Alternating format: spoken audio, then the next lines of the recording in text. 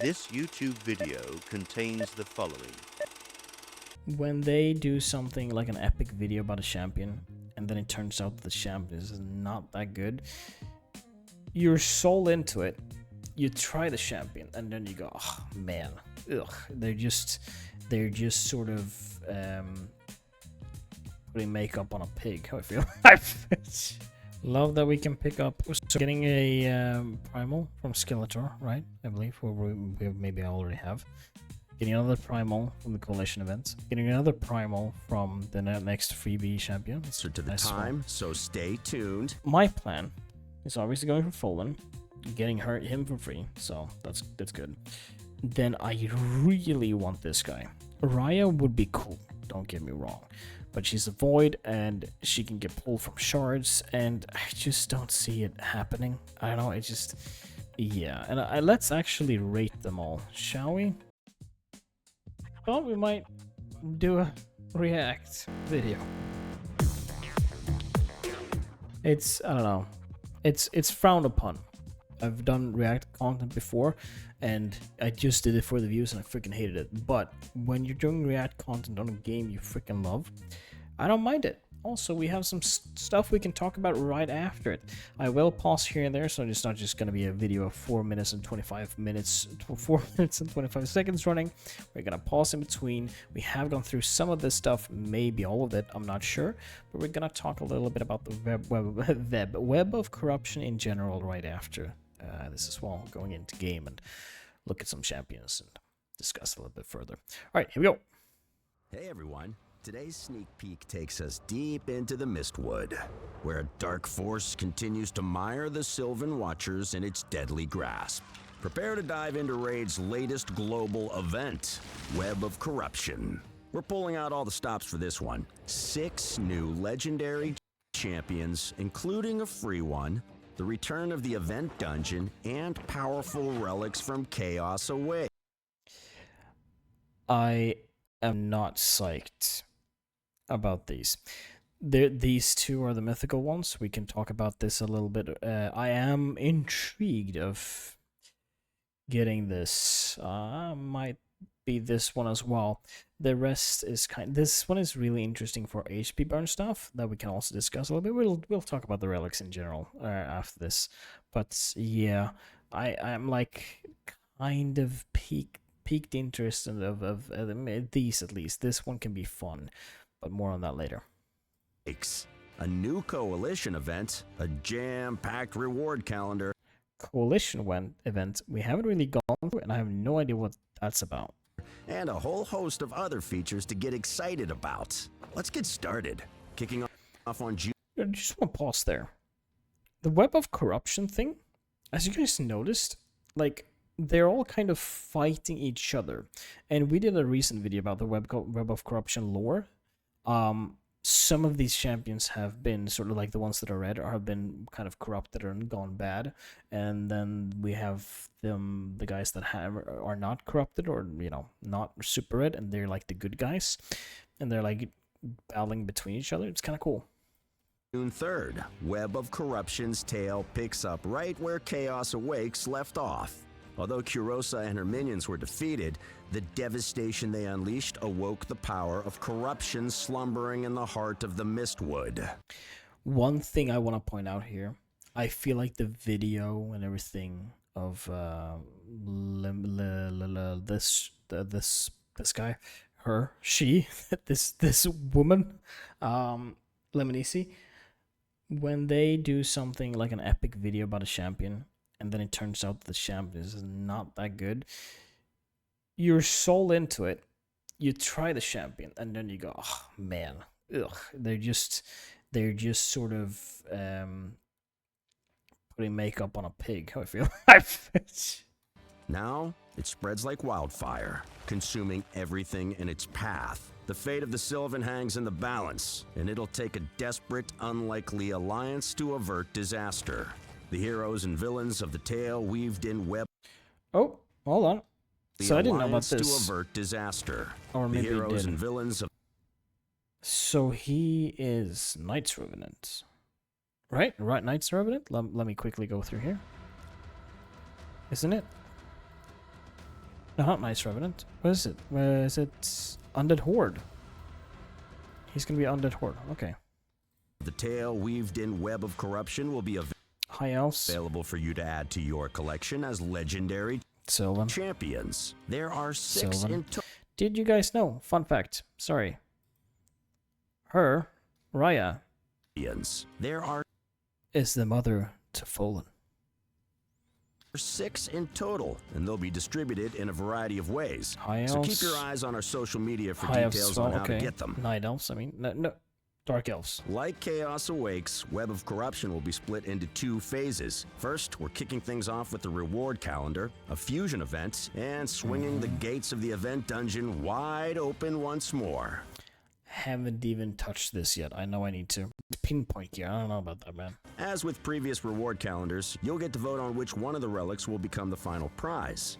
It's going to be the Guild Opinion for the simple fact that it has speed on it.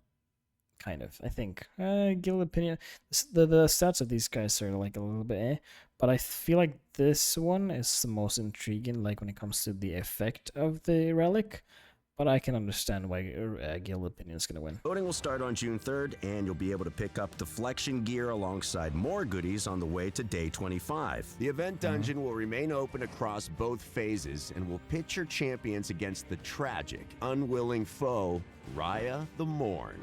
This noble Sylvan fell to the corruption defending her domain, and now spearheads its deadly spread. She must be defeated to ensure the Mistwood's future. You'll have until August 5th to join the fray and earn exclusive pinpoint gear while doing so. For those of you in search of allies, there are those willing to stand against the darkness. Or their own mom, apparently. Raya's son, Fallen Silverheart, may have fallen Exactly, Raya's into son. the corruption, but there is hope for him yet. You can recruit this powerful attack champion It is to your very collection laggy. as part of his dedicated fusion event during Phase 1 from June 4th through June 17th. The legendary action doesn't stop there, though. Phase 2 begins in July and brings with it a champion chase event for one of Teleria's more mysterious figures, Valarin, the Equalizer. an enigmatic undead elf dedicated to preserving the balance of light and darkness in Teleria. Valarin is neither good nor evil. He exists only to preserve the balance of all things.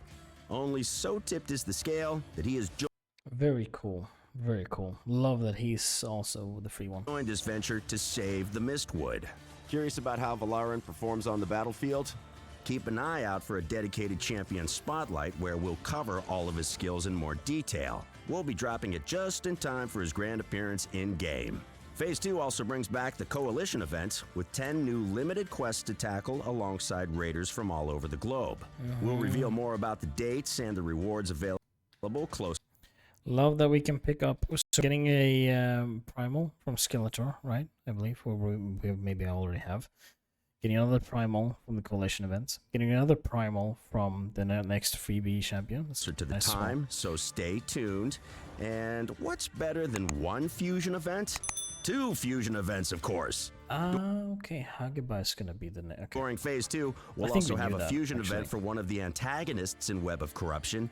Hageba the Nestmaid. This perfidious dark elf servant of the Insect Lords is pursuing her own agenda in the Mistwood and possesses a truly explosive arsenal of skills to see it through. Oh, we do love bombs. Similar to the Coalition event, we'll reveal more about Hageba and her fusion event closer to July. The Web of Corruption event will also feature fancy avatar frames to showcase your achievements, a special badge, and a gift for getting all event-specific champions by August 5th. Yeah, I mean, yeah, we're gonna go back to this The screenshot return of here. all 8 relics from the Chaos Awakes event, and more. So don't forget to like the video, subscribe to the channel, and keep an eye on our social media for more information about Web of Corruption. Okay, so let's go back here. August 5th. The ones that I'm like, ooh, super intrigued about. I think that Fallen is not a bad fusion, I don't think. I feel like he's good for the simple fact that he has abilities that can go through unkillable and block damage, which is really nice, specifically in live arena. Then we have the monster himself, and I really want is a single target nuker. This guy here. He is super freaking strong against, like, he's a single target nuker, and that's really good against counters when it comes to like Niame or people who just put on block damage and everyone unkillable and everyone and stuff like that. So he's a very good counter to that. He's also going through unkillable. I'm not sure if he goes through block damage, but unkillable I'm pretty sure. But my plan is obviously going for Fallen, getting him for free, so that's good. Then I really want this guy. Raya would be cool, don't get me wrong, but she's a void and she can get pulled from shards, and I just don't see it happening. I don't know, it just... We've been super lucky with void champions. We pull Gaspard and then we pull Tection. Pulling her is just mission impossible. We're probably gonna pull a shitty void. Yeah. We can actually go through the kit. Let me find the screenshot and go through the champions from these guys. Yeah, and let's actually rate them all, shall we? From a 1 to 10, or like, you know, first and last. Let's see here. Here we have the champions. We can go through it once again. Let's see here if we can just... Here we have Talina Solseer. Go through a kit. A1 attacks one enemy, has a 30% chance of instantly activating 2 poison debuffs on the target. Instantly activates all poison debuffs on the target if the target has any of their skills on cooldown. A2 attacks all enemies, has a 75% chance, booked up to a 100% chance to placing 2 poison debuffs on all enemies for 3 turns, then increases all allies terminated by 20%. A3 attacks all enemies before attacking, places a 50% increased accuracy buff on all allies for 2 turns, has a 75% chance, goes up to 100% of decreasing duration of all enemy buffs by 2 turns, also has a 75% chance, I guess 100% chance, of increasing the cooldowns of all enemy skills by 2 turns. Passive increases all allies turn meter by 2% whenever a poison debuff is activated on an enemy. If there are multiple champions on the same team with this skill, only one will activate. Same thing, same as always here. Decreases enemies crit rate by 5% and crit damage by 10% for each poison debuff on them. Increase ally speed with 19%. She places poisons, she activates poisons. Activating it on a 30% chance, booked to a 50% chance of activating poisons on the A1. She's cool. I don't think she's gonna be like like all that oh my god need to have. It's a nice champion. If you're running faction wars hard, Arachne Elixir is probably the relic for her. Yeah, I think it's gonna be a fun champion, but unfortunately I don't think we're in a meta where poison is like huge, right? Nell is a little bit different for the simple fact that I don't know what it how she works really, or to 100%, but you can't cleanse off her poisons. Like there's always going to be poison on you, which hits really hard. But yeah, I don't know. It's her combined with the guy who places poisons in the beginning of a round, Calvalax. Again, A1 is only a 50% chance of triggering it. Yeah, I don't know. Nice to have, not, you know, who need, oh my god, I need to have. However, Varkos Head Splitter, which is this guy here. So we went through her. This guy here is very, like, oh man, I'm like, ooh, there's a possibility of getting him. I feel like, obviously I want her. It's just, you know, so such a small chance that I'm not even gonna give it so much of a thought. Varkos Head Splitter attacks one enemy 2 times, will ignore unkillable buffs. When counter-attacking, will attack 3 times instead. Murderous Fighter attacks one enemy 2 times, will ignore block damage and shield buffs. Whenever this champion teams up with an ally to attack an enemy, they use this skill when joining an ally's attack, will attack 3 times. So using the A2 on the ally attack.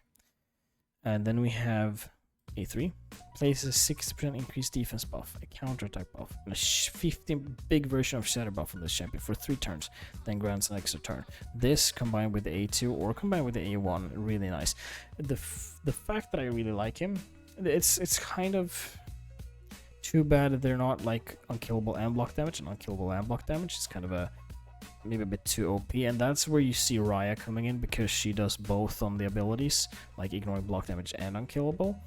But the fact that we have options to do both here is really nice. And you also need to be very cautious of when to maybe use A2 and when to use the A1. A1 is kind of fine, it's no colon on it, but the A2 is like, okay, when Hilvi places the block damage, here we go. Or when Naomi does it, or when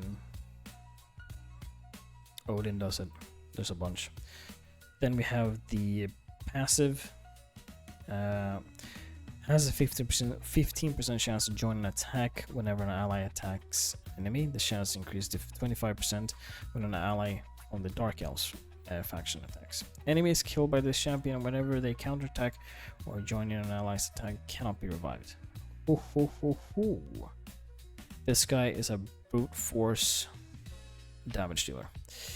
Then I think Bolin, we can go through it in game as well. Let's actually go through in game these guys. Bolin, A1 attacks one enemy 3 times. Each hit has a 30% chance of increasing the duration of a random debuff on the target Bolin turn.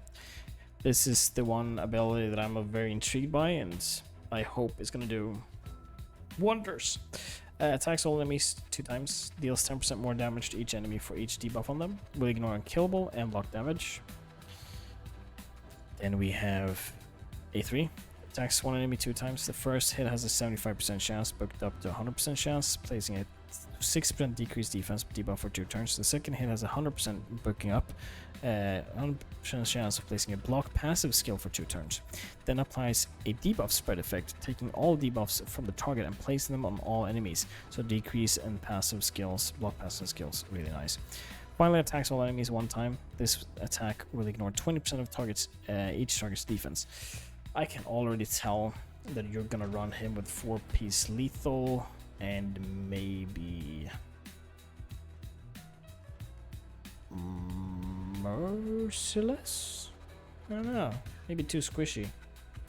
4-piece lethal or savage is like obvious. Definitely. And then we have the passive for each Silver Watcher ally on the team, including this champion. This champion receives 10% less damage from AoE attacks and ignore defense effects against the champion by against this champion are 10% less effective. Whenever this champion attacks, it's a 30% chance to turn a weak hit into normal health. This chance increases by 10% for each debuff on the target. I like him because of this. I really like him because of this.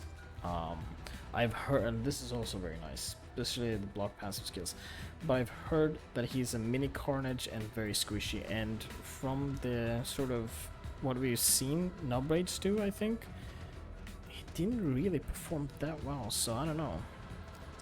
Then the champion that we obviously want but is not gonna get is Raya the Mourned. She has, I believe, maybe no, I'm not sure. Let's actually take a look. She is like the mother of Nuke, I feel like.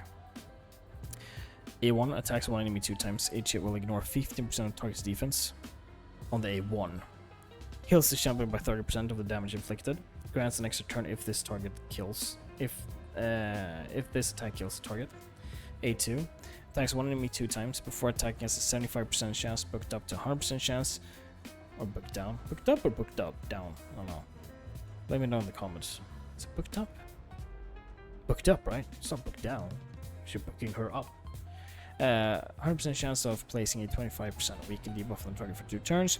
Will ignore 50% of target's defense, again yikes, and any block damage buffs. Will also ignore, wait, and any, okay never mind. Thinking like if that would, they kind of sneakily baked in unkillable here. We'll also ignore an additional 5% of target's defense for each buff on this champion, stacks up to 35%. Reduce the cooldown of this champion's Discord and Furious skill by 1 turn and place a stun debuff on all enemies for 1 turn if this attack kills the target. This debuff cannot be resisted or blocked. A3, which is, so reduce the cooldown of this champion's Discord and Fury, this is Discord and Fury, by 1 turn and place if, okay, so yeah. If you kill with this, you reset the cooldown, or you reduce the cooldown. Okay. A3 attacks all enemies 3 times. Oh my god. Before attacking, place a 50% increased attack buff on this champion for 2 turns.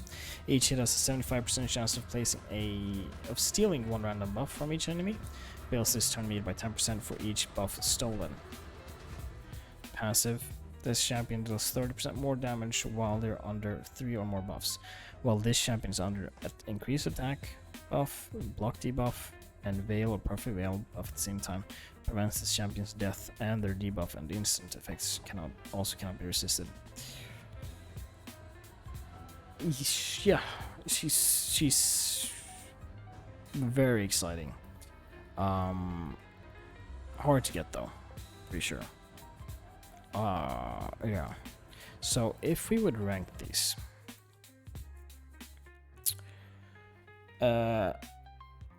so highest number being the worst and the first number being the highest, or number 1 being the best, number 6 being the worst, basically. Have we gone through his kit? Have we gone through her kit? I don't think they exist. So I can't really rate those, can I? Yeah, that's actually true. Oh, well, I'm gonna rate the ones that are like, you know, this guy feels very supportive. This champion feels very nuker bomb heavy, because we know she places bombs and HP burns. If I'm gonna rank these 4, at least, I'm gonna put her on the 4th. Then I'm gonna put Foal on 3rd. Then I'm gonna put Varko 2nd and Raya 1st. Yeah. I think that's very accurate.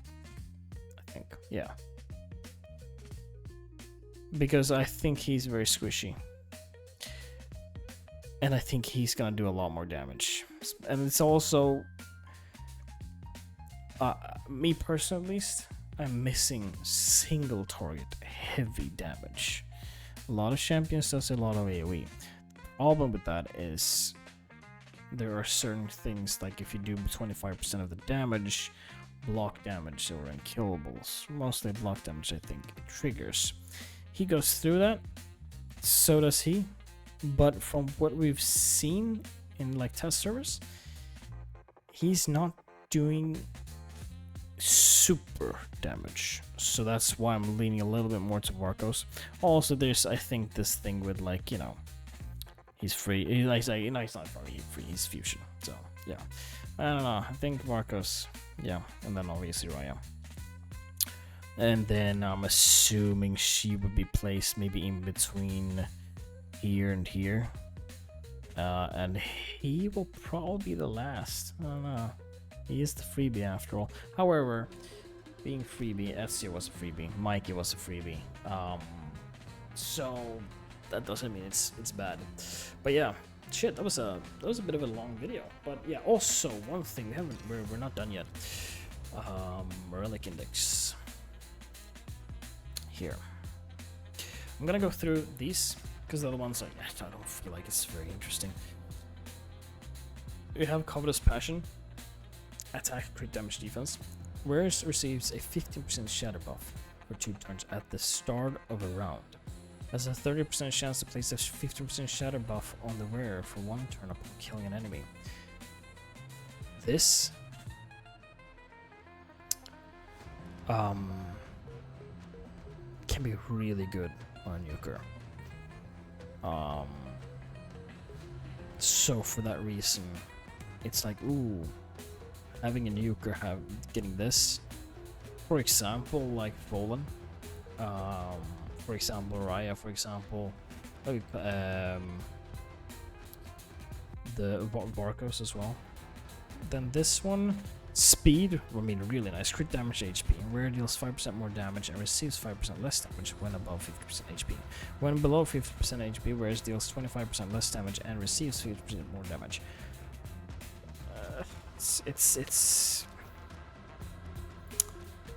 Speed is nice. I just don't like this, you know. If you have Mavars, a champion like that, it's easier to keep this up. But, you know, as soon as you go below 25 or 50% HP, you're kind of... you're 25% shittier. And it's 5%, it's not 25% up here. So, I don't know. Covetous Passion, kind of interesting. I don't know about this. Maybe, I don't know. Then we have Scarlet Treason, accuracy debuff, defense, speed. HP burn effects, HP deburn. HP burn if debuffs. Placed by the wearer deals 10% more damage to enemies with higher max HP. This can be very nice in PvE. I would love to have Scrag using this. Or perhaps Sisia? That would be kind of cool. So yeah, I wouldn't mind that. That would be kind of cool. But yeah, I think that wraps it up, really. What do you guys think about this event? I am looking forward to the Primal Shards. I'm looking forward to getting Fallout. We have about, what is it? 35 fragments so far. And counting. Yeah. And I don't know. I know Raya's here, but nah, man. I'm gonna save my Void Shards for like a 1x or like a 2x event or something. I believe also there's gonna be a 2x on the Ancients, hence why we pull the Sacreds. Alright guys, I'm gonna wrap it up there. Promise, if you guys like what you saw, let me know with a like and subscribe. I put out videos every day. And yeah, I'll see you guys next day.